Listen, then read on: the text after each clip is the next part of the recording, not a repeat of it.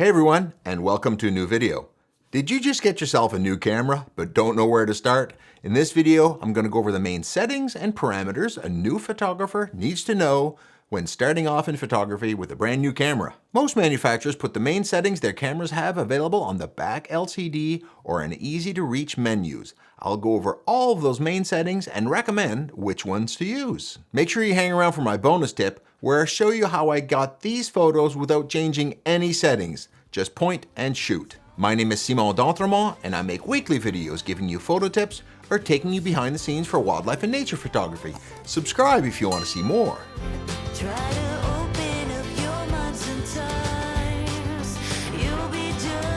First, a quick primer on how a camera takes a photo and how all the settings impact that photo. There are three main settings that affect image brightness, often called the exposure triangle: shutter speed, aperture, and ISO. These are usually at the top of the LCD screen on the back of your camera. Whether DSLR or mirrorless camera, most cameras have a shutter that opens for a specific amount of time when you click the shutter button. This is the shutter speed. Faster shutter speeds freeze movement, but take in less light. Getting more light is good to improve image quality, but shutter speeds too long create blur in the movement of fast subjects. 1/100th of a second for static targets, 1/500th for slow-moving targets, 1/1000th for sports, and 1/2000th for flying birds. When using really long shutter speeds like 1/25th of a second or longer, use a tripod so that the camera doesn't move while the shutter is open, which will ruin the sharpness of your photo. The shutter speed can be adjusted on the back LCD, but for most cameras, the shutter speed is on a dial near the shutter button, around here. So if all the other settings remain the same, shorter shutter speeds make your image darker, and longer shutter speeds make your image brighter, like in these examples. The next setting that impacts brightness of your exposure is the aperture. This controls the size of the opening in the lens. A larger aperture lets in more light. The numbering convention is backwards and shows up on the back LCD described as an F number. The larger the number, the smaller the aperture. So f11 is a small opening and f2.8 is a large one.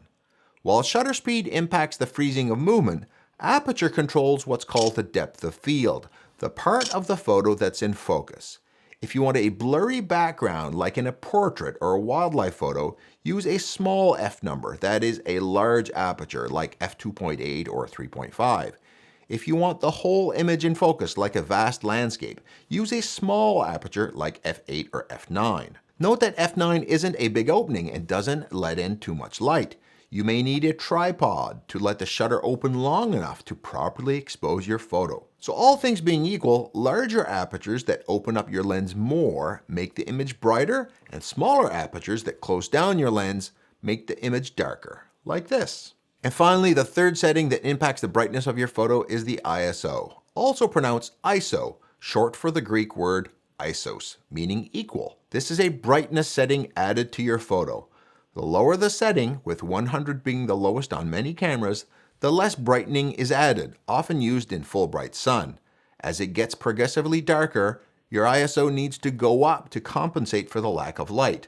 ISO 3200, for example, is a very high ISO on many beginner cameras.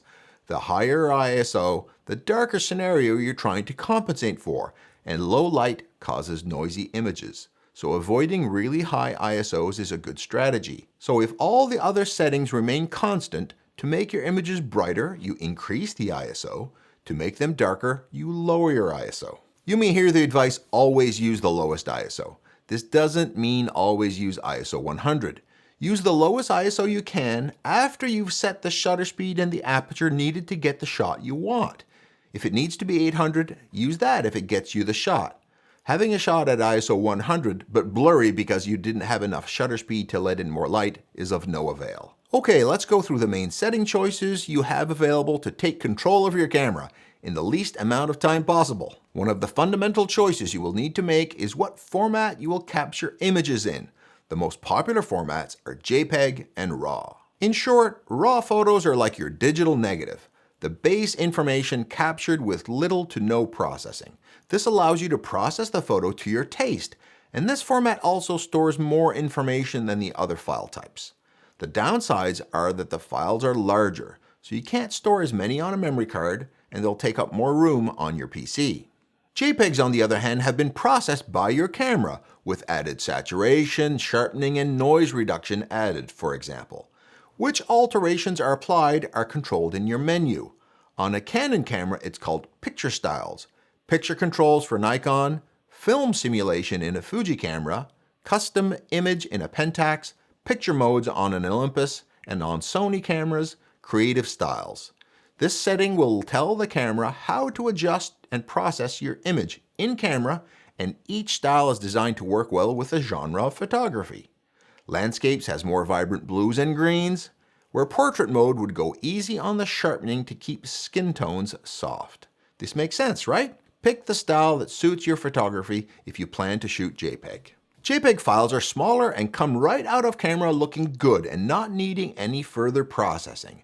As such, even though RAW photos have an advantage for image quality, when starting out, if you don't want to fiddle with processing, go ahead and start off in JPEG. And don't let the haters get to you who say that you need to shoot in RAW.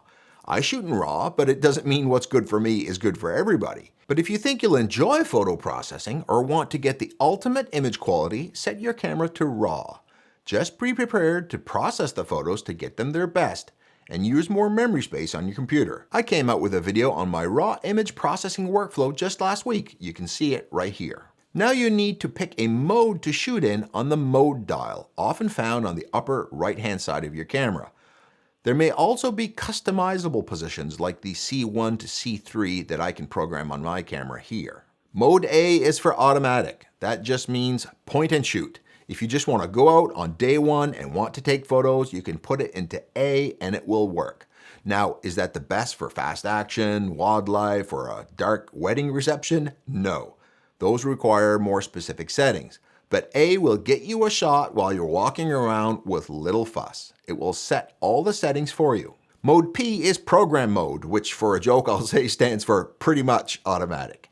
Every camera manufacturer makes P mode different, but often it's where you can set one setting amongst the shutter speed, aperture, and ISO, and your camera sets the other two. This is a good setting when you just want to learn to get out of automatic and learn how the settings work, and only want to tinker with one setting at a time. The other three important modes are manual, shutter priority, which is TV, and aperture priority, which is AV. In manual, you set all three exposure variables, so you adjust shutter speed, aperture, and ISO until the photo is the right brightness.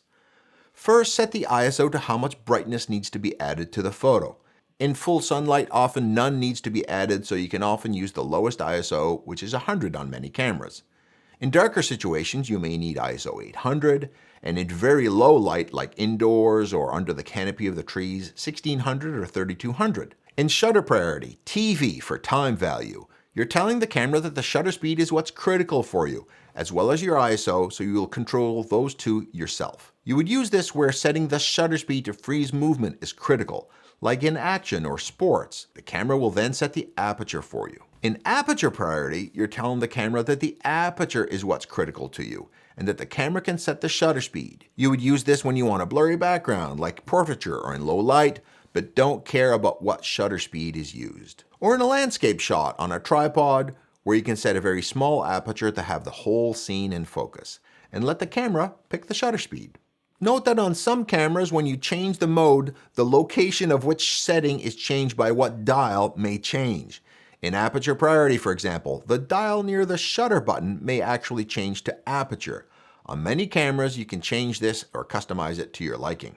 Okay, the next setting to get right is the shutter setting on how many frames per second. This one needn't be too complicated. If your style of photography is to shoot slow-moving targets or just shoot a shot here and there or landscapes, set your camera to shoot one frame at a time, with one press of the shutter being one click. If you shoot fast action, sports, or wildlife, I recommend shooting as many frames per second as possible. This is so you can go through them later and pick out the best ones. In fast action scenarios, often not every photo will be sharp or well composed. Take lots of shots and figure it out later. Here's what one shot at a time sounds like. Here's what 12 frames per second sounds like. Now, combined with what style of subject you shoot, you need to pick the right focus mode. Most cameras have two focus modes. One is often called one shot and means that when you press the shutter button, the focus is established and locked in, often with a confirmation beep.